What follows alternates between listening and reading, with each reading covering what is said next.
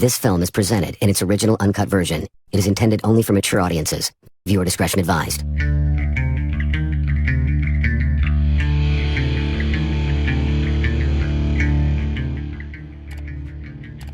Hello, my friends. How you doing today? I'm fresh out the ER. That's what I am. I'm fresh out the ER.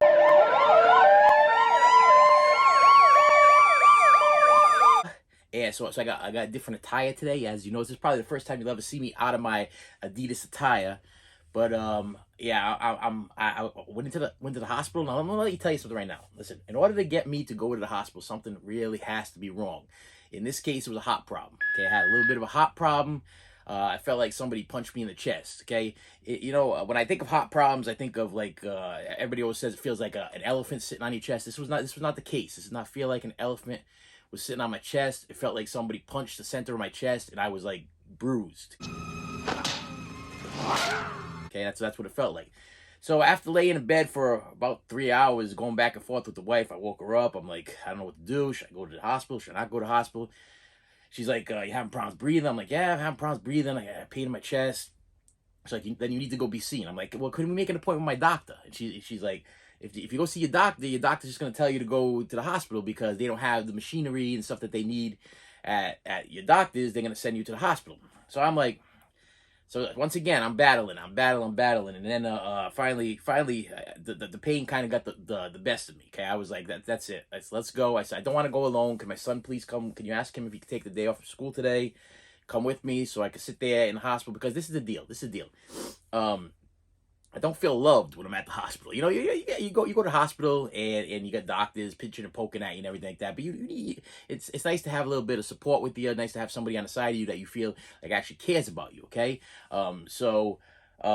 he went with me to the hospital. They checked me in. They took me in right away because it was a heart problem, heart situation or whatever. And they took me in. They did the EKG, MRIs. I don't know if I'm saying the right thing. The thing, but they put the little tabs on you there. And listen. It was a thing. My blood pressure was over, when I entered the building, over 156. I think it was 156 over 90. Actually, no, 156 over 104. And then it dropped a little bit to like a 146 to, I want to say 95 or 96. I don't know. I'm going to put some pictures or whatever. I took a picture of one of them to show my wife where I was at. And it got a little scary. Okay, it got a little scary because they weren't sure if I was having a full-blown heart attack. Okay, so this video is going to be a little bit long, so hopefully you can hang in there with me. And I did have another video that was prepared for today, but I'm like, listen, I'm supposed to be at home resting. Okay, that's what I'm supposed to be at home resting, which this is, in a way, is resting to me. But you also, listen, you are my friends. That's what this channel is about. So I want to enlighten you on what happened to me. And I also, as I was in the hospital for over a little 2 days and change, I accumulated some mail. So of course I'm going to show you the stuff that I picked up, and I'm going to tell you a little bit about prior to what happened. So as I'm going along, there'll be some unboxings. There'll be some showing you of things. Now, let's just make this very clear. The night that this happened, the night before this happened, I went to Walmart on a hunt. I went on a Walmart hunt because the new Blu-rays came out. It was a Blu-ray Tuesday. This all happened to me on a Tuesday night. And I had no idea what was coming out on Blu-ray. Just got done watching a couple of my favorite Bluetubers and everything showing me what they picked up. And then I was like, I got my car and I went for a run. So I was perfectly fine, went for a run. There was Pearl that was released, but I ended up finding Pearl on either Macari or eBay for like $10, because some guy was selling for $10, and I wanted to get it, and I know that it was going for quite a bit on well, not quite a bit, but it was like 20 bucks or whatever at the stores. So I was like, I get it for 10, I'll grab it for 10. No digital, but I grabbed it for 10. And then I heard this came out. Now I heard this was terrible. I heard this was a terrible movie, but I own all the rest of the Jeepers Creepers. But I will tell you that with this heart situation thing, if this is a terrible movie, I did not want this to be the last movie I ever purchased. If I was about ready to drop dead, okay, hopefully, I was hoping that Jeepers Creepers Reborn was not the last Blu-ray I ever purchased in my life before I dropped dead. So with that said, I purchased the Blu-ray. I came home, I put it on the shelf, I scanned it in. And I was going to use it for another video down the line of things that I picked up or whatever. And hopefully the story would have turned out better. But it didn't. I put it on the table, whatever, and then I laid down to go to sleep. Woke up in the morning with all the pain. So I go to the ER, and um they leave you there for like forever. You know what? Once you actually get into a room, they put you in the first, they put you in the ER, whatever. And I'm laying there, and my son's sitting there, and there's a stab victim on the side of me. Some guy got stabbed. He's bleeding all over the place. You can see the blood. And what I'm feeling bad for is the poor Portuguese lady, janitor lady, that's mopping up the blood. Okay, now I'm watching. You're laying there. Now listen, I'm in there for a heart problem, stress, anxiety. My heart level is flying. Okay, and I'm in there, and they stick you in a room. Okay, with people that are in rough shape. Okay, we're talking. Okay, so I have a stab victim guy on the side of me. Okay, bleeding all over the place. Another guy on the right of me that they've been trying to wake up for about a day and a half. They said he was sleeping since, I want to say 11 o'clock in the afternoon the day before. I could hear him snoring. They kept saying, sir, sir, sir, sir. He would not wake up. This was like the Rip Van Winkle of ER people. And on top of that, I'm thinking like, okay, well, there's other people I need to get to the ER. This guy's been laying in his bed for almost 2 days. Is he ever going to get up? I'm like, and he is snoring. I can hear him snoring very, very clear, very, very loud. So I'm like, okay, he's alive. Okay, so I know he's alive, but you can't wake him up. Okay, you can't wake him up. And then this guy's bleeding out on the side of me. Okay, and then of course they give you your wonderful little Johnny thing there, and they have you lay down there with the whole world. But usually, I'll tell you right now, I don't know if you've ever had this, my friends, but have you ever reached a point where the pain that you're going through is so intense that you don't care if the whole world sees what? Listen, I could have been butt naked, okay, laying in that bed, okay, dying, okay, and anybody could have walked by me, and I was like, I don't care. I was in so much pain. I was like, I don't care. I don't care what kind of socks I'm wearing. I don't care what my underwear condition is. I don't care. Okay, I'm in so much pain. Just get me where I need to go. Treat me for whatever you need to treat me for. I don't care. Okay, listen, you can walk by, look at me, look up my skirt. I don't care. That's where the pain out. When they ask you that pain level chart, when they go, okay, can you give me between a 1 and 10 of what your pain level is? My pain level was at I don't care. I don't care who can see what's going on in my life. I will tell you every bit of my personal life, my personal story. I'll tell you every deep dark secret at this point, because I'm about to die and I don't care. That was my pain level. I don't care. Okay.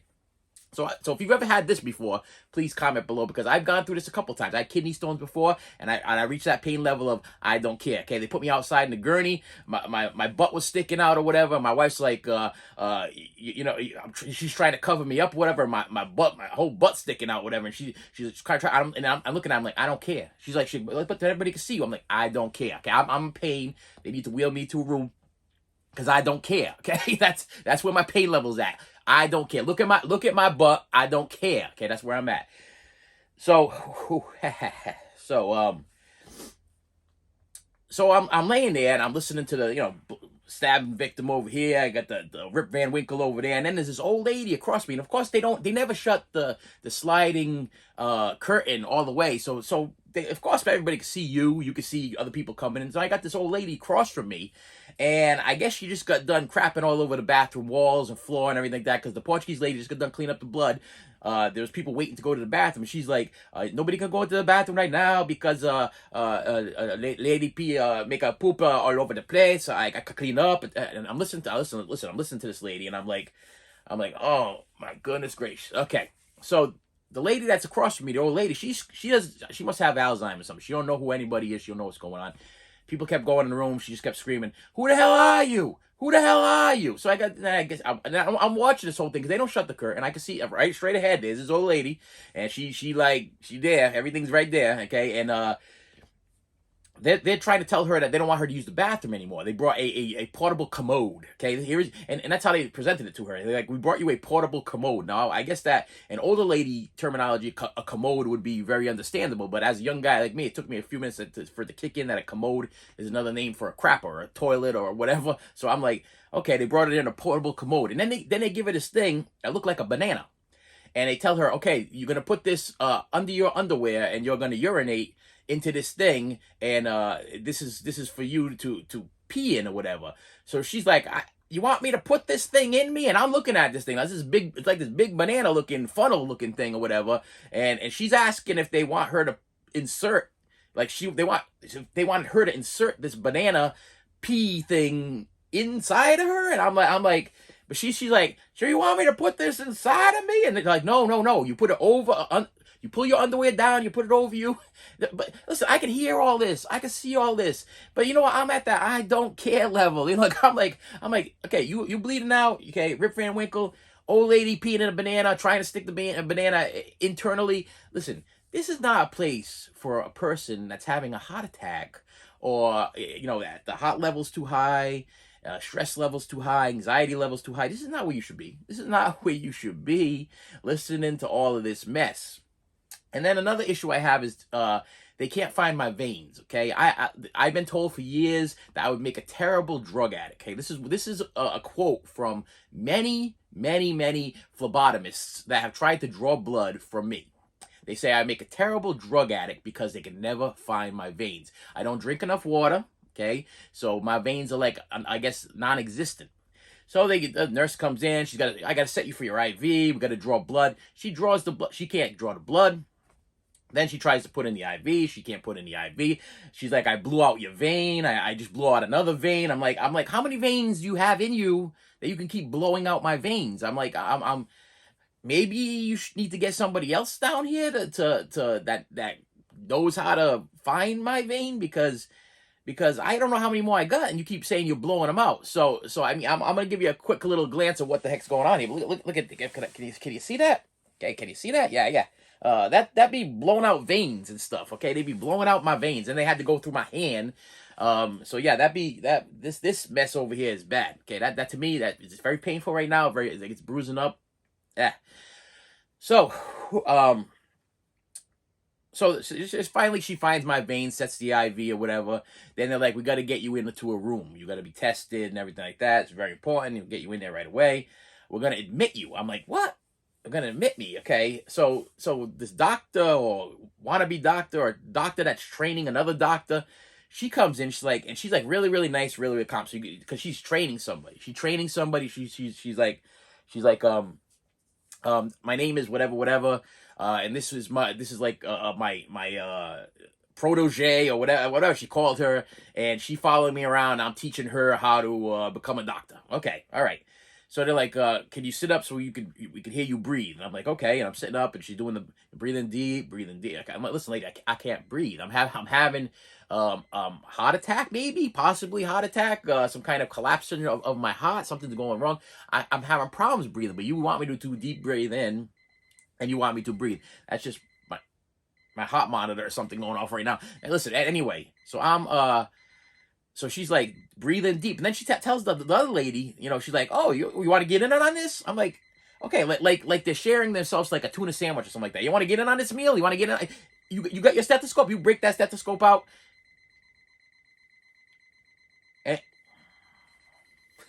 And you put it on his back too. So now they're joint stethoscoping me, telling me to breathe in. And I'm like, in my head, I'm like, listen, lady, I may be dying. This may not be the time where you want to. I don't know. I'm like the educational dummy. At this time, I could be having a heart attack. The blood pressure is clearly through the roof. You can see that. You've already cuffed me and everything. Listen, I'm not good. Okay, I may not be the right person for you to be teaching this person, whatever. So anyway, she's like, we're gonna admit you. I'm like, for what?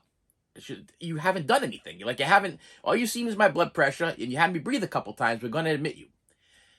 We want to do extra tests, make sure that it's not a full-blown heart attack, make sure everything's okay, whatever. We want to do extra tests. Okay, all right. Okay, no, I don't like that idea. I don't like that. I don't want to stay here any longer than I have to stay here. So the wife left. She had my wife wasn't even there. She dropped us off. She dropped me and my son off. Yeah. So my wife showed up in between all of this. Okay, she came from work. She was all crying, all messed up and everything. And because of the vid, okay, my son had to switch places with her and can't come back. So they tell him he's got to leave. Proper protocols for him to leave, go out there. Now I feel bad for him. Now, no, I'm going through all this stress, but I'm feeling bad for him because he missed school, and now they're making him leave the room so my wife can switch with him. But she is my wife, and even though I'm feeling bad for my son, I'm thinking if I'm about ready to drop dead, my wife should probably be the one on the side of me. I don't know. Maybe that's not a good way of thinking. I don't know, man. I don't know. But So she comes in, she's all teary-eyed and everything like that. She's looking at the hot level and everything like that. And then they're waiting to put me in a room. So she's like, should I stay? Should I go? I'm like, why don't you just go? They're gonna. So as she's standing there, another nurse comes in and she's like, oh well, they drew blood from me. Okay, so she's like, the blood work came back, everything was fine. Your enzymes are fine, this is fine, so we're gonna be letting you go. I'm like, you're gonna be letting me go? I said, the doctor just told me that I was being admitted. Oh, I don't know. I don't know anything about this. Hold on. And she takes off. Okay. Now, the other two come back in. Okay. We'll call them Laurel and Hardy. Okay, they come back in and they're like, oh, maybe you didn't understand us, sir. No, you're being admitted because of heart problems, and we want to make sure that everything's okay. I don't know if you misunderstood. I said, I didn't misunderstand you. I misunderstood this other lady that just came in and told me that I was going home because I was fine. Okay, that's what I misunderstood. You told me I was staying. She told me I'm going. Okay, then those two leave. She's like, are you understanding? Yes, I'm staying. I'm being admitted. They leave. Another doctor comes in. Now I'm gonna call him Bill Cosby because this was a tall doc fellow. Okay, who resembled Bill Cosby. Okay, and he had the hat on, the Bill Cosby from the Cosby Show, the hat. And he's like, so how are you doing here today? I'm like, didn't you?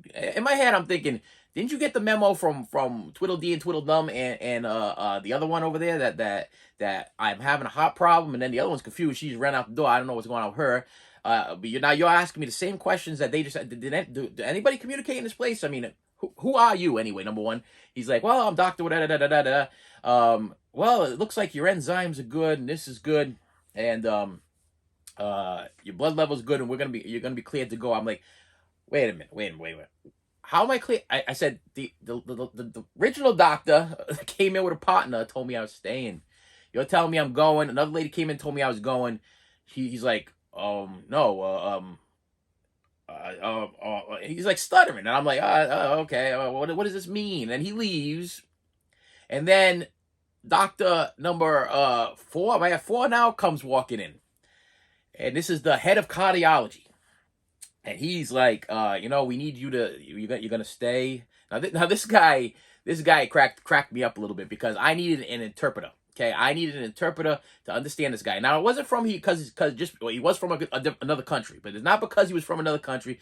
No disrespect. That was not the problem. The problem was he was wearing so much PPE that with the duck face mask, and he had the shield, okay, with another additional mask underneath it.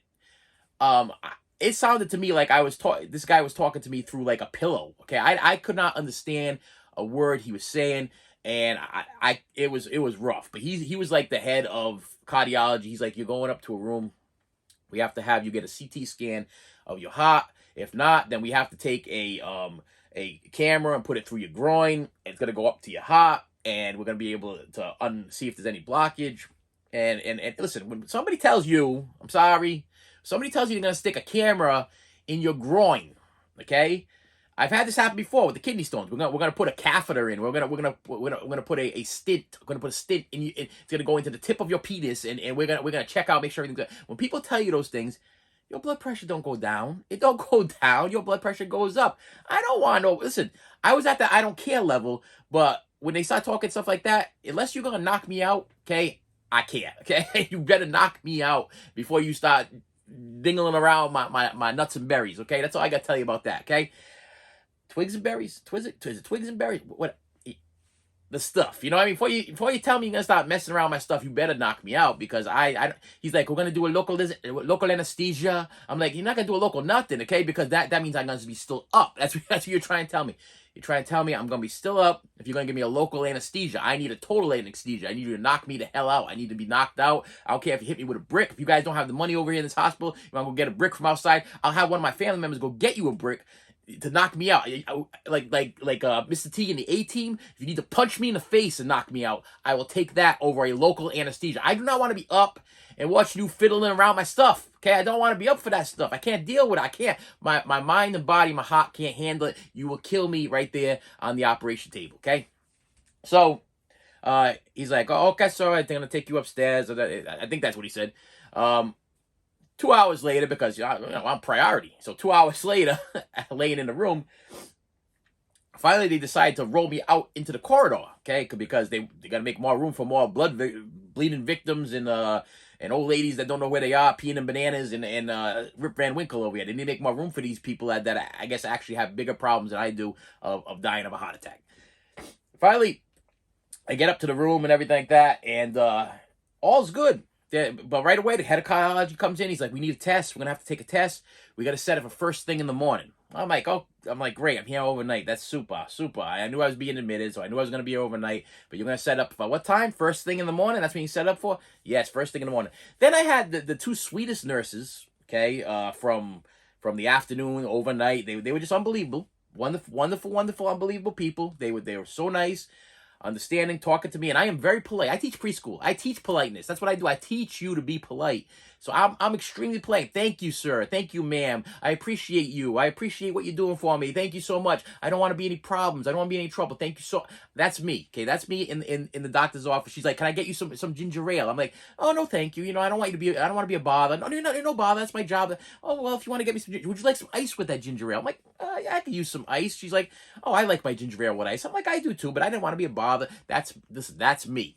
But these two nurses, they were unbelievable. They were fabulous, awesome. Very thankful for them. They helped me get through the night. So the next morning, I'm like, okay, this is the best part. This is the best part. So I'm at the hospital first, number one, and look, I'm gonna unbox as I go along. So I'm at the hospital, and laying there in the bed, and the wife messages me. She's like, "You got a package in." Okay, this way. You got a package in, yeah, and I asked her to unbox it for me via Facebook. Okay, Facebook Messenger, I think it was Facebook Messenger. I asked her to unbox it for me. I'm like, I think I know what it is, but if it is, it came in early, and I'm really excited about it.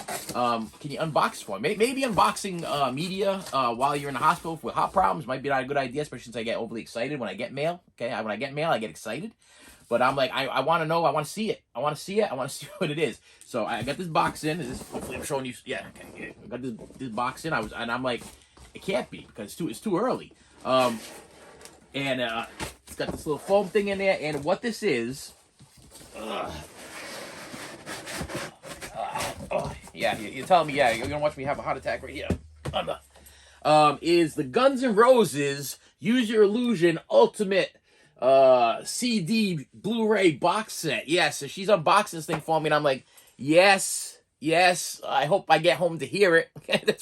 that's where I'm at. I'm like, it's beautiful. Okay, I said, can you take it out of the box for me and do this thing? Do that thing where you see the blue and then the red when you move it, so you can see the Use Your Illusion 1 and Use Your Illusion 2. Can you take it out of the box and show me at least, so I could be maybe the last vision I see before I drop dead?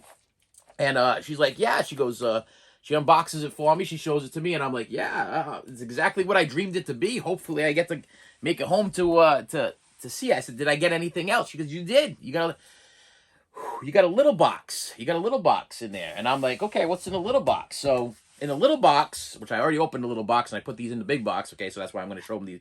Is Use Your Illusion 1 and Use Your Illusion 2. Now you're probably asking me, hey, Mr. Heart Attack guy, why would you pick up Use Your Illusion 1 and 2 if you just bought the Use Your Illusion Ultimate box set for what was this thing? Wow, this was a lot. Yeah, this was more than $105. I'm thinking about the Beatles one there. This one was like almost $200.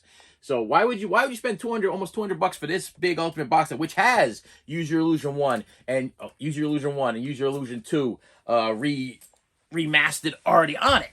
Because what Guns N' Roses did, and I can't fault them for this. This is a good marketing strategy.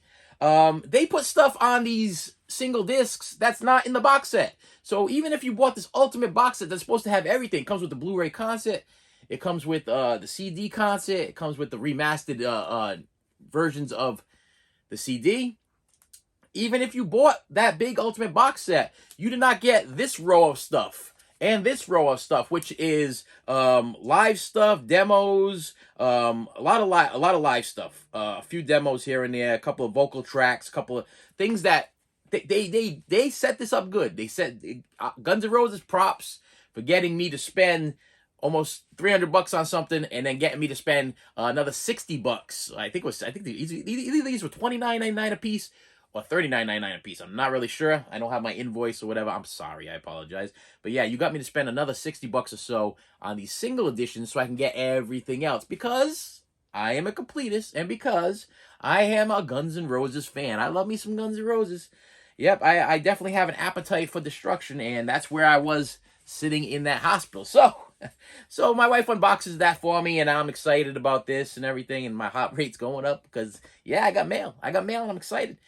I go to sleep. Okay, I finally fall asleep at around 4 o'clock in the morning. Can't sleep. I'm nervous, scared. Can't sleep. 4 o'clock in the morning, I fall asleep. At 5 o'clock in the morning, 5 o'clock, I looked because I got a clock right in front of you, so I know exact times. 5 o'clock on the dot, this Portuguese lady kicks in my door like she's the police and starts doing inventory of my pillows and blankets in the dock. Okay, I got my lights off. There's no TV on. The only glow that I got is this little glow that's coming from the bottom of my bed, which for some reason I guess is a thing. So the Portuguese lady that comes in at 5 o'clock in the morning, there was no knock. There was no easily open. I'm on the cardiac arrest ward.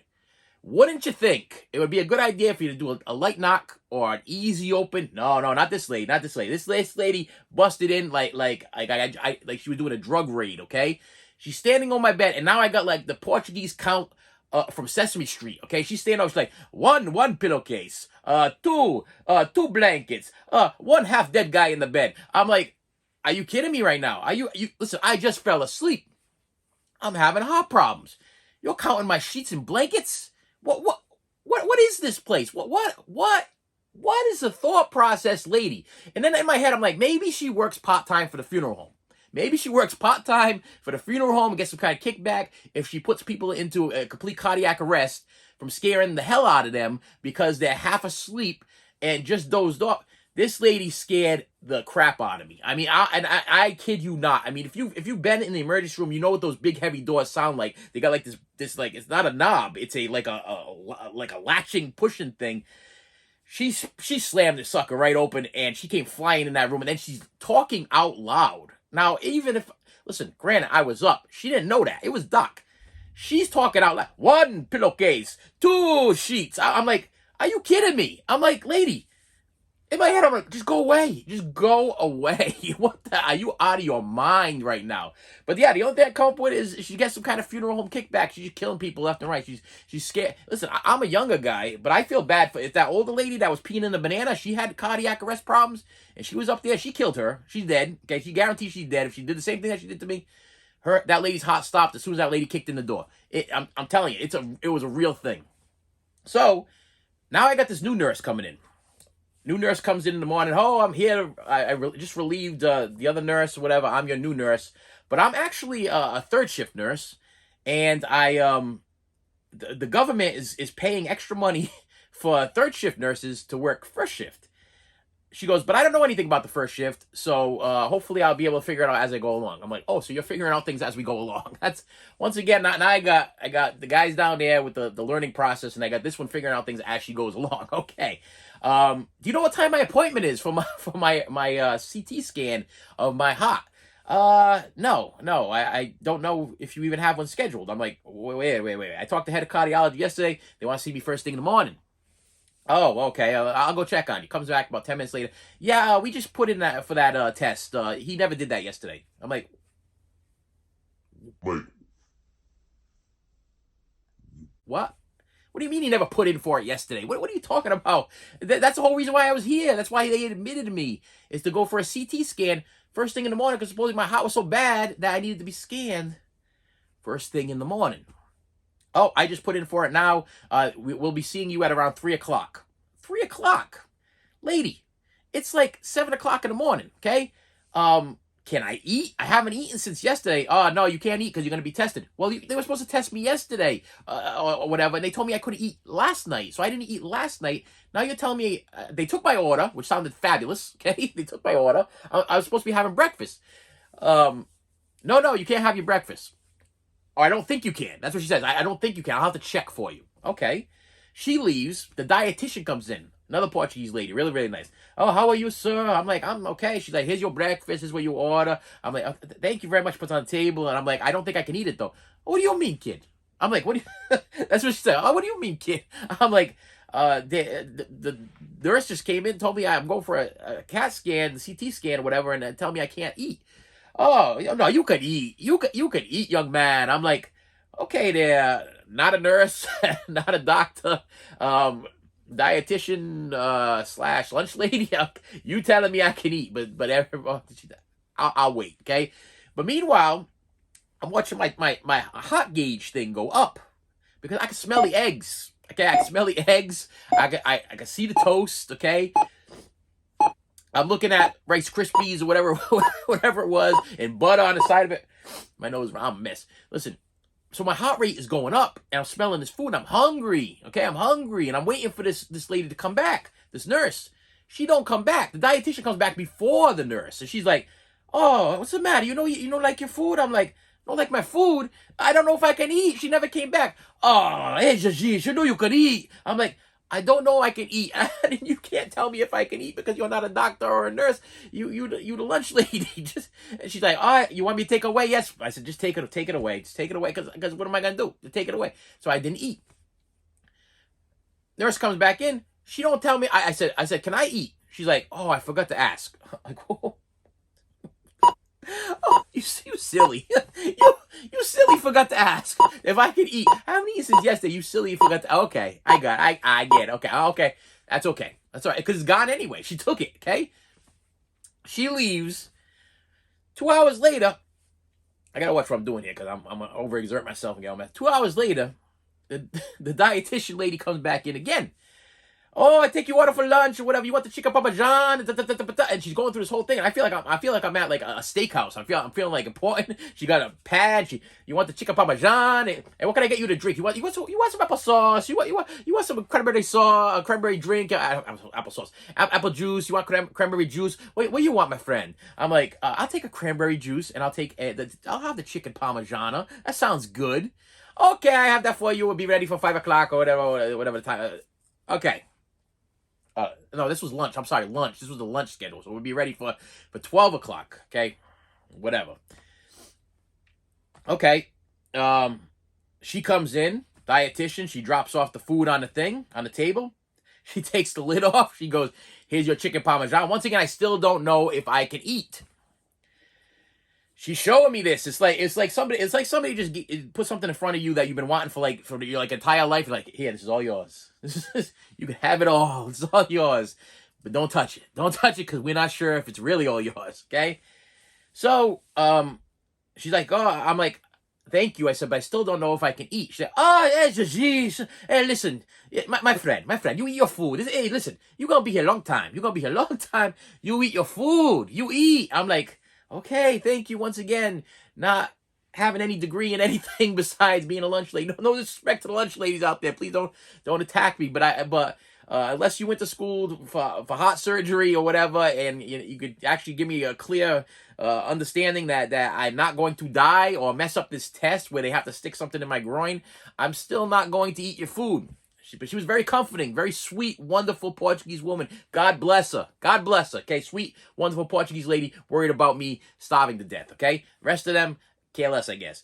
So she leaves, and the nurse comes back in, and I'm like, listen, can I eat? Oh no, you're going for a test. So you can't eat. She picks up the thing, doesn't take it out of the room. She puts it on top of the bin where they put like the dirty clothes and the dirty towels and blankets, stuff like that. She puts it on top of the bin. So now it's moved from this position on the side of me, so I can still smell it, to right in front of me. Lid off, and she leaves. No, you can't eat. She leaves. I'm laying in bed. I'm watching my hot level go up. I'm looking at this chicken parmesan. It's steaming. There's smoke coming from it. I'm getting excited. I don't even like chicken parmesan, okay? I'll be perfectly honest with you. The tomato sauce gives me hot burn like a bug. I don't even really care for chicken parmesan, but I'm starving, okay? And I'm watching the steam come off of this thing, and I can smell the cheese and chicken and whatever the heck I was smelling, and I'm like, and she puts it right in front of me. Now it's not inside of me. It's like right under the TV. So even if I wanted to exert my eyes, if I just wanted to watch TV, every time I look down, there it is. There's the chicken parmesan staring at me. Portuguese lady comes in again. She's like, "Oh, my friend, you all done with your food?" I'm like, "All done with my food." I said, "The nurse took it away from me. She put it over. It says no longer here. It's over there now." I said, "You can take it." "Oh, my friend, you should have ate." I'm like, "I can't eat." They told me I couldn't eat. The nurse came in and took the food away from me. I'm like, "I really can't eat, especially since I can't get out of the bed because they got me strapped on to every single thing. I can't even reach the food now. Even if I wanted to eat, I can't do it." Okay, I'm strapped into I got a hot monitor on. I got an IV in. I got something else hanging out of my arm over here. They got a strap cuff. They put the 2 bars up. I can't figure those damn things out. I can't get out of the bed. Breathe in through nose. Breathe out the mouth.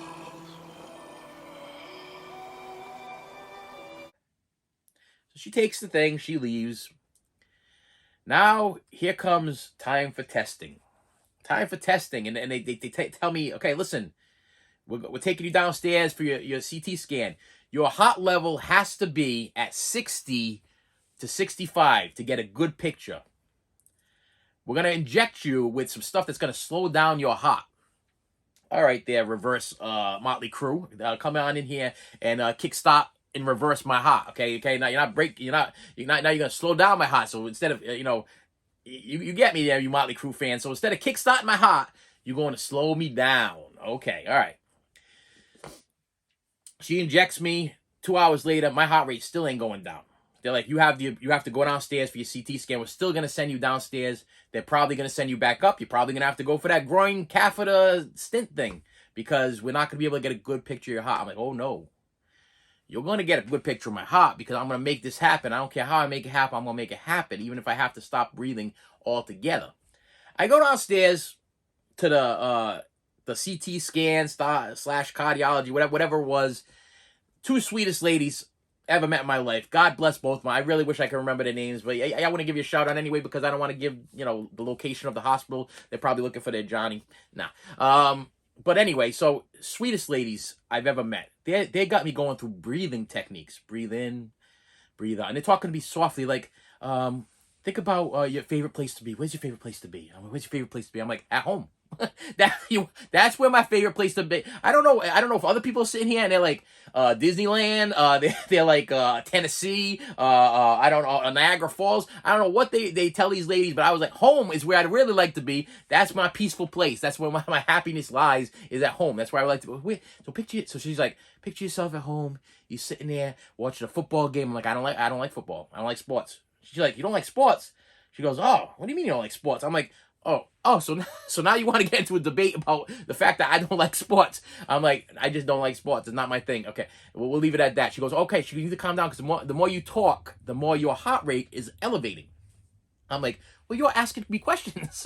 I mean, as sweet as she was, I'm like, "You're asking me," in my head, I'm like, "You're asking me questions, and if you don't want me to talk, how do I respond?" Like, is it like 2 taps for yes and 3 taps for no? I mean, in my head, I'm trying to figure out, how do you want me to respond to these questions if if you're asking me questions and you don't want me to respond because it's elevating my heart rate? So she's like, So I want you to picture yourself in your favorite place. I'm like, my favorite place is at home watching TV. Okay, at home. I'm at home sitting in the comfort of my house watching TV. Okay, so you don't like sports. Think of your favorite thing. Now this is no lie. This is how I brought myself into this breathing, like montage level of just you know what I'm talking about, like meditation mode. I started reciting "It's a Beautiful Day in the Neighborhood" by Mr. Rogers in my head. My happy spot, obviously, in my life is sitting in front of the TV watching Mr. Rogers changing from his jacket to his sweater and putting his shoes on one at a time, going from his walking shoes to those Brady Bunch sneakers there, whatever, and singing, "It's a beautiful day in the neighborhood, a beautiful day for a neighbor. Would you be mine? Could you be mine?" Yeah, that was my happy spot. And "It's a beautiful day in the neighborhood," meditated through that. And she's telling me, "Breathe, you're doing great. Your heart level's going down." Thank you, Mr. Rogers. Thank you for that beautiful day in the neighborhood. That's what started slow. So my heart rate started slowing down. But it slowed down from like a 90-something to like an 80-something. And they still needed me to be at a 60 to 65 level in order to do this test. So she's like, okay, this is our next step. We're gonna start injecting you with this stuff called metropolol injections, which is going to slow down your heart rate so we can get it down to the 65, 60 that we're looking for. So she's like, the max we can do is 9 vials. So I'm like, okay. And they have to give you these vials every 5 minutes, so they don't, I guess they gotta make sure your heart doesn't totally stop. I don't know. She's injecting me. 1 vial, wait 5 minutes. She's talking to the other technician. Wait 5 minutes. Talks to the other technician. Wait 5 minutes. And then I told her, I said, I'm starting to get dizzy. I think I'm going to pass out. Okay. She's like, well, maybe we should make it go a little bit longer. Maybe instead of 5 minutes, we're going to do like 8 minutes. We'll wait an extra 2 minutes or so. So 3 minutes, and we'll do that. So what happens is, I'm waiting. Okay. And the hot level's dropping, but they still can't get the hot level to drop under the 65. I'm at 70. I'm resting at a 70, 74. I can't get it down. So she's like, hold your breath. So I saw her hold my breath. She's like, hold your breath. I'm going to count, and you're going to breathe out. I hold my breath. I let it out. And she's like, that works. She goes, it drops down from a 72 to like a 60, 68, 65 or so, back and forth. We may be able to get you down. We're going to inject you with all 9 vials, and we're going to slow you down. And then we're going to take you over for the test to see if we could pass the test. Takes me over to the room after the 9 vials are done. But on top of that, unfortunately, my veins collapsed a couple times from the injections. So they had to reset my IV a couple times because my veins were collapsing. So that she takes me in to the room, and I can hear them going back and forth. And I'm trying not to let it bother me.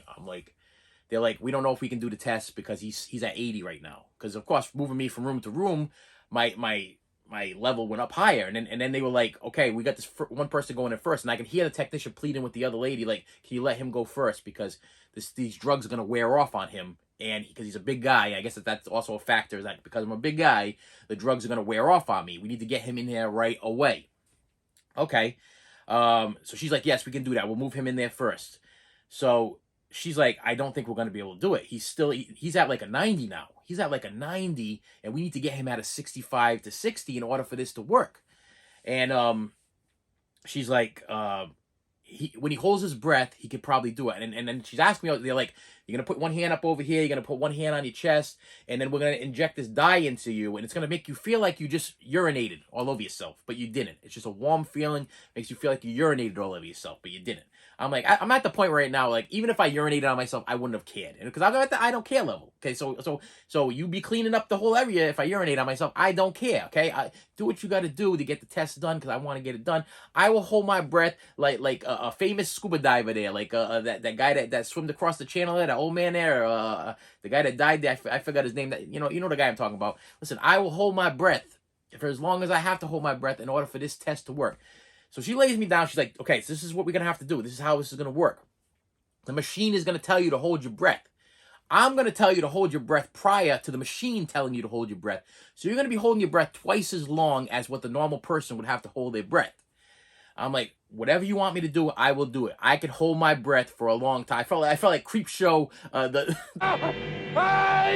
can hold my breath for a long time.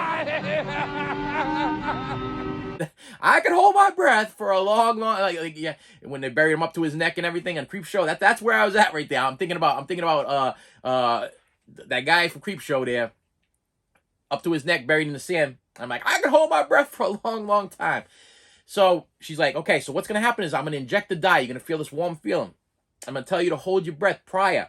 The machine's gonna tell you to hold your breath, but you're already gonna be holding your breath. Even if the machine tells you to let go of your breath, do not let go of your breath. Are you okay? I'm like, no. I'm having a little bit of anxiety issue. I know this room. I know this machine. I'm claustrophobic. I don't like being put in a machine. I'm going to do this, though. I got this. Okay? Let's go. She slides me into the machine, and all of a sudden I hear her go, hold your breath. I hold my breath. Then I start feeling like it tastes of like chewable Pepto-Bismol in the back of my throat. My whole body starts getting warm, and I did feel like I urinated myself. My whole lower region, my legs and everything, they felt saturated with water. I felt wet and hot, and I was down for the whatever. And she I'm holding my breath, and I'm holding my breath.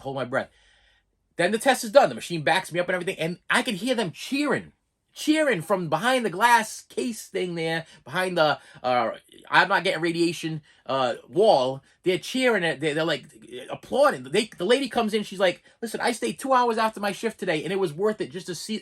She goes, "This was the most amazing thing I've ever seen since I've worked here. This is so. It was what you just did was absolutely amazing. You dropped your hot level down from a 90 to a 62. We have an absolute perfect picture for the doctor to see. Don't worry about anything. He's going to be able, he can see everything." She goes, "It's one of the best," the lab lady, the other lady takes a picture. She's like, "It's one of the best pictures we've taken all day." And this was with people that weren't having issues that you were having. It was amazing. You held your breath for over 20 something seconds or what, almost 30 seconds or whatever. If not longer. She goes, "What you did was amazing. We have an excellent picture." I'm like, "Thank God," because I don't want to get the thing, the groin thing. They're like, you're gonna go in the other room. You gotta drink a lot of water because we just put the dye in your body and everything like that, and you gotta drink a lot of water. I'm gonna take you back to your room, and we're gonna wait for the doctor to give the lab results and everything, and then we'll find out what we're doing from you. Now in my head and whatever, I'm hoping, okay, they don't find any blockages, they don't find anything, whatever, and then they just put me on some cholesterol medication to help me with the blood flow. They put me on some new, maybe high blood pressure medication, because obviously my blood pressure medication is not working, because I wouldn't be here if it was. Because I do take blood pressure medication every day. I also take cholesterol medication every day. And I also take anxiety medication every day, and vitamin D, because for some reason, I'm like a vampire. I don't like to leave the house, so I don't get any vitamin D free from the sun. So I got to take vitamin D because I'm always low on vitamin D. So, my doctor goes home. My regular doctor, it's past his shift. By the time I got out of there, I went down there at approximately 2:30, 2 o'clock, 2:30, around that. I got done with all of this whole fiasco at around, I would say, close to 7 o'clock at night, maybe 7:30, 8. I don't know. It was late. Okay. Of course, my doctor went home at 5. Okay. So now I got but the head of cardiology was there, and he's like, "I'm gonna read your test results, and I know you want to get out of here. If we don't see any blockages, we don't see anything, then you'll be on your way. I'm going to give you some new medication to help the flow." But he goes, "But I do want to tell you that the scan that we gave you doesn't show like internally. Like the groin thing would have been a lot better, because we would have been able to go inside the veins and inside the whatever and see the whole thing." So I'm like, okay, but I'm happy with the CT scan. If you don't see no blockage from here to there and everything looks good, give me some my new medication. I'm gonna start changing my lifestyle. I'm gonna start. Meanwhile, while I'm in the hospital, I tell my wife, I'm like, "You need to go out with the girls and my son and go have a talk with them, about Dad. Take it a little bit easier on Dad." Okay. Now listen, number one, Dad teaches preschool, which is a stressful job to begin with. Okay. I'm dealing with 9 kids during the day or whatever that you got to deal with. You know what I mean? And it's not their fault that they're 3, 4, and 5 years old. Okay, so I understand that in my heart. I understand that part of it, and that's my job, and I enjoy that very much. I have a lot of fun there. Believe it or not, the stress level at work is a lot less than the stress level it is at home, because I got my son always arguing with me. I got my daughters arguing with me, and they're always mad at me about something. There's always something going on in this house, and it's either someone's got something going on, or there's a drama problem, or my wife's got a problem. Listen, I take on the bulk of everybody's problems, and while I'm yelling at them to try to fix their problem, they're calming down, and my blood pressure's going up. Okay, but eventually I get them to a place where they're happy, but then I got to come down, and I can't come down because I got high blood pressure. Okay, all right. So I asked her to take them to Chili's, have a talk with them, which she did. Doctor tells me, "Okay, listen, putting you on new meds, you are free to go." I'm sitting in that bed, and I'm going to tell you, my friends, my overweight friends, they brought my hot level down to a 61. They brought my blood pressure down from 121 over 81. That's the lowest my blood pressure has probably been in my life. Probably. I mean, I'm probably exaggerating. When I was a kid, when I got up into that room, now I'm gonna tell you, I'm gonna have those moments. Okay, I felt the healthiest I've ever felt in my life. I mean, I felt like I could get up and run. I felt like I could get up and walk. I felt like I could get that. I could tie my shoes without gasping for air. I felt amazing. I mean, literally, my eyes were clearer. My head was clearer. Everything felt so good. I felt like this was a sign that I have to make a total lifestyle change. I need to start eating better. I need to start sleeping better. I need to stop worrying and being stressed about things. So, he did release me. Okay, they released me. New medication.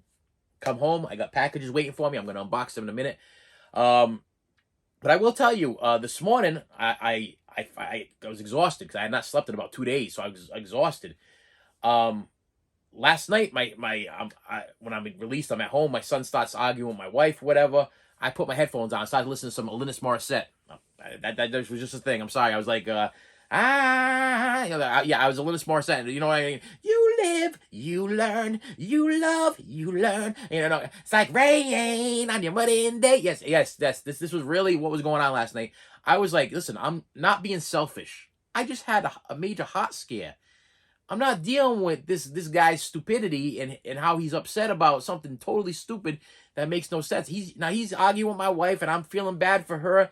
And in my head, I'm thinking, am I being selfish? Am I being selfish? Am I being selfish? No, I'm not being selfish. I'm being realistic. I'm either going to deal with this problem with him right now after having a total heart scare and put myself back in the hospital, or I'm going to put my headphones in, listen to some Alanis Morissette and let her deal with the problem. And that's what I did. I felt a little guilty. I felt a little selfish, but I let her deal with the problem. And I kept taking the earphones out every once in a while, and I'm like, it's still going.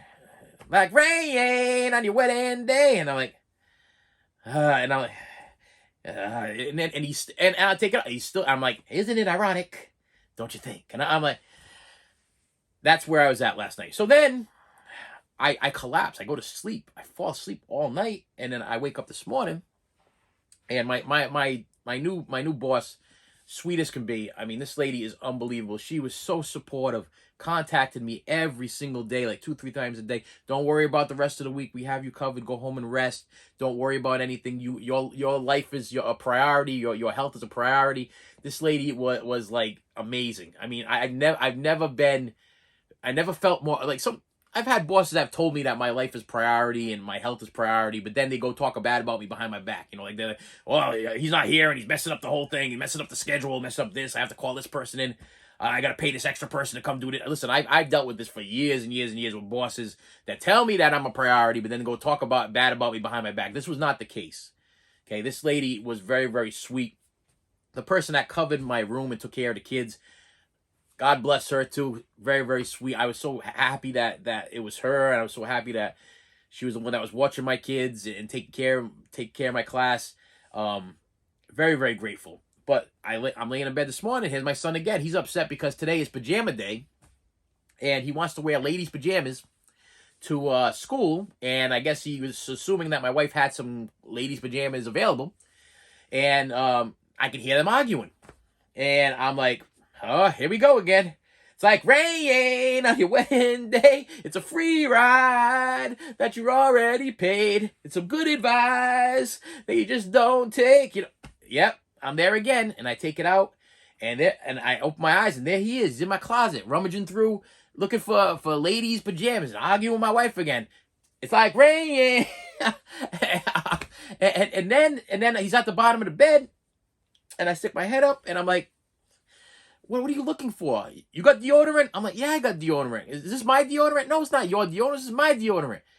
Well, can I use your deodorant? Take my deodorant. I don't care. Listen, the boy is standing at the foot of the bed about 7:30 this morning with rollers in his hair, wearing ladies' pajamas, okay? You want to take... am I already dead? Am I dead already? And this is like some kind of strange, peaceful heaven of hallucinations that I'm having where my grown, almost 18-year-old son has ladies' hair rollers in his hair, wearing ladies' pajamas, and asking me if he could borrow my deodorant. Dad almost died yesterday. You can borrow anything you want. Take whatever you can. Listen, if I got socks on my feet, take my socks. I don't care. Get out. Just get out of the house. Get out. Just get out. I'm supposed to be resting. Get out. It's like rain on your wedding day.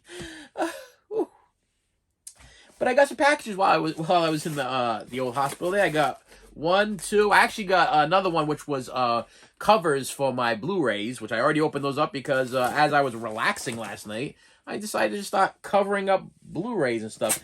And I got a box that looks like this, so I'm gonna go with all three of them. And this, thank you for hanging in there. Thank you to my friends on Instagram that were because I did post a picture of my heart rate.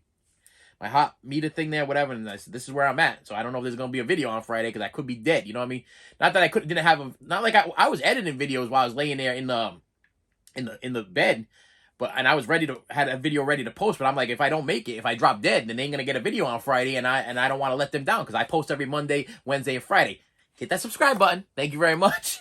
Hit that subscribe button.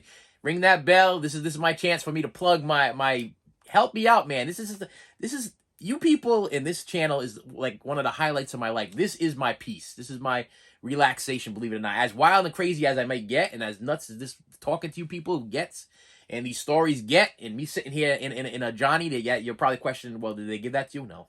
I hope they don't knock on my door. Listen, as bad as it gets, this channel is important to me, and making sure that I provide a service for you guys is important to me, and comments is important to me. So I wanted to make sure that I had a video ready. So the video was ready to be posted. I got a video already edited, thumbnail and everything all ready to go. I'm not posting that video. I'm gonna edit this video today while I'm resting, and you're gonna get this video today. That's what you're gonna get. You're gonna get on the day I got the morning of the day I got out of the hospital. That's what you're gonna get. That's where I was. Thank you, my Instagram friends, for the get well soon, and I'm worried about you. This is where I am at. Okay, this is where I am at. I am sitting in front of you, still alive. Thank goodness, thank God. Okay, I'm still alive, and making you a video first thing in the morning after my family have left the house because I feel at peace. Oh, it's a beautiful day in the neighborhood. A beautiful day for a neighbor. Would you be mine? All right, what I get? Okay, let's crack box number one. Coming from Rigby's Treasures in Seekonk, Massachusetts. Okay. I'm aware of Seekonk, Massachusetts. And it... Oh, let me make sure I open this so... Okay. And it is... Ah, okay, alright. Alright. Wow, that... Okay, that was fast and oddly, unpredictably quick. So it is comic books of the Rocky Horror Picture Show 1... Rocky Horror Picture Show 2 and Rocky Horror Picture Show 3. If you know me, you know this channel, Rocky Horror Picture Show being my favorite musical. My favorite. Love me some Tim Curry. Love me the man, okay? One of my favorite actors. I am dying to get an autograph from him. Wow, maybe I shouldn't say dying. Maybe that's the wrong that was the wrong words I was looking for. Wait a minute. I would be super excited. Maybe that's the wrong word. So I'd be calmly happy to get an autograph from Tim Curry someday. Because I tell you right now, the man has inspired me for years. I absolutely love Tim Curry's acting. He's just amazing. His music, his voice, his acting. He just shows up in things and he just steals the show no matter what. Whether it be Legend or Clue or Rocky Horror Picture Show or Annie, whatever it is, whatever he's in, has brought joy in my life. Every single movie he's ever been in has brought me a lot of joy. So I wanted to get these for my set. That was the plan. So yeah, there's my first unboxing there. Let me put those aside. Okay, I got two more, and then I'm gonna wrap this up because I do have to go rest. This came from it says it on this side.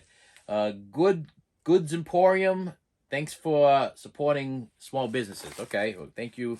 You're welcome, Goods Emporium, and you are welcome for me. What the small businesses? Supporting your small business. Yes, you're very welcome. And it is a copy of CD. Well, isn't this ironic? Don't you think? Alanis Morissette live at Montreux 2012.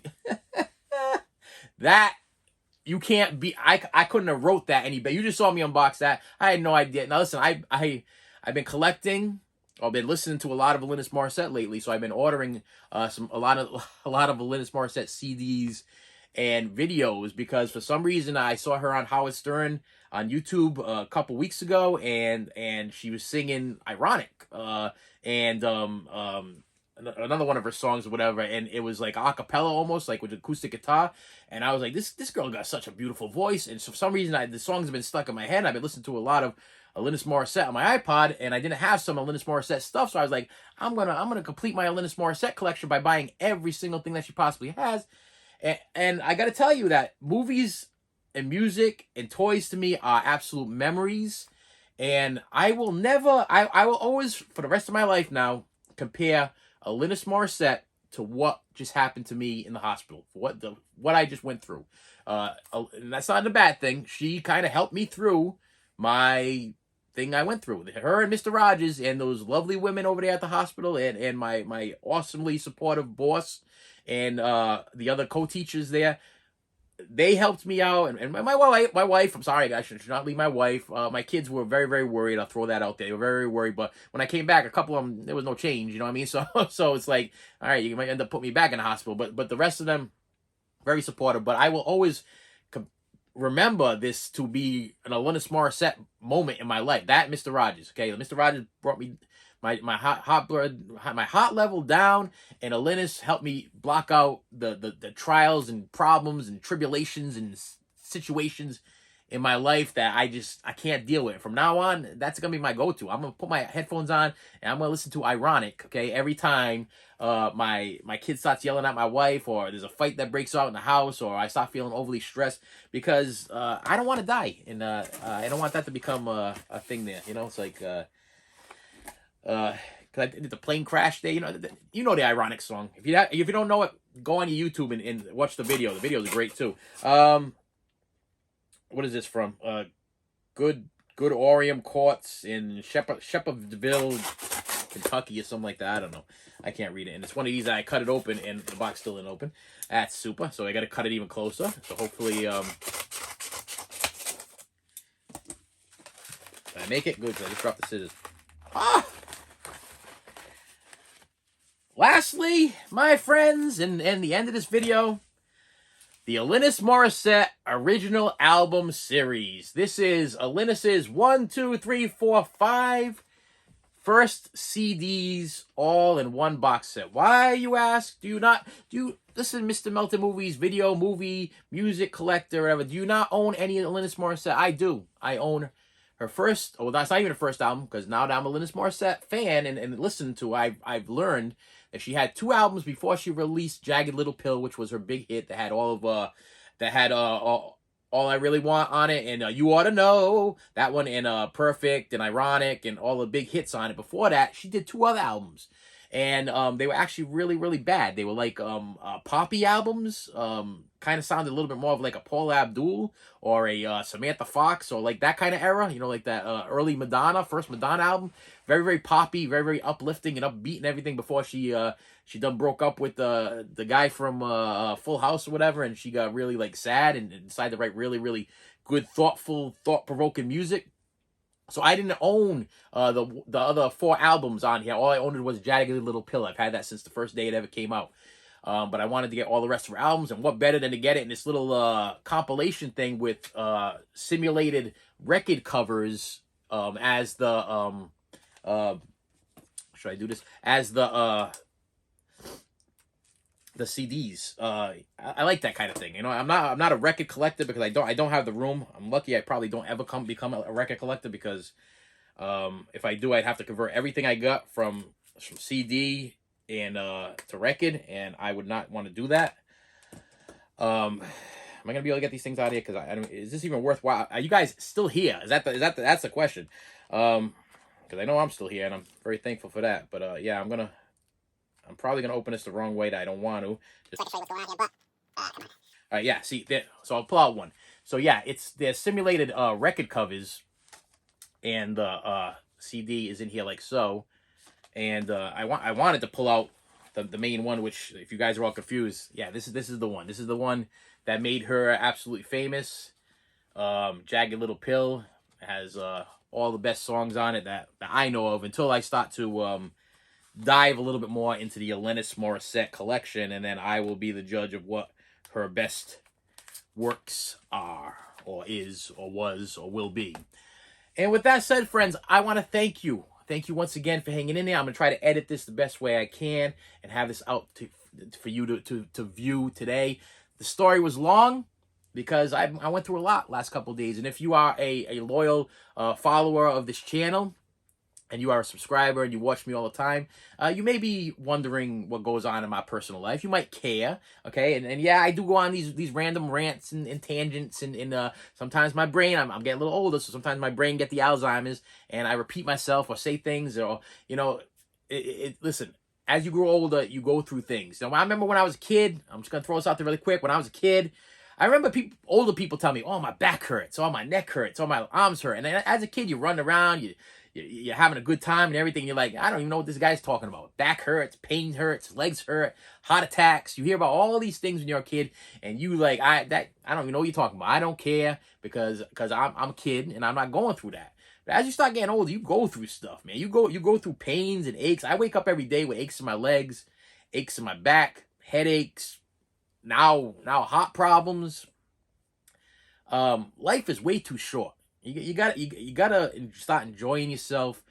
This channel has been a huge blessing to me. Okay, it's kept my mind occupied. My mind. I got a crazy mind, people. I got a crazy mind, and it keeps going. Okay, and there's some bad things that come in here, and some good things that come in here, but they be battling each other all the time. But making these videos, editing these videos, putting these videos out to you, responding to comments, even if they're good comments, bad comments, even if I'm like debating with you through comments, and I'm doing research so I could win that debate, I'm still keeping my mind busy. So this channel has been, without a doubt, a huge blessing to me. And what would be even better is for me I'm still shooting for that 1,000 subscribers. Before I go where I go, you know, hopefully up there, you know, not down there, but we shall see. My hopes is that I've been a good enough person that I'm gonna be able to go to the right place.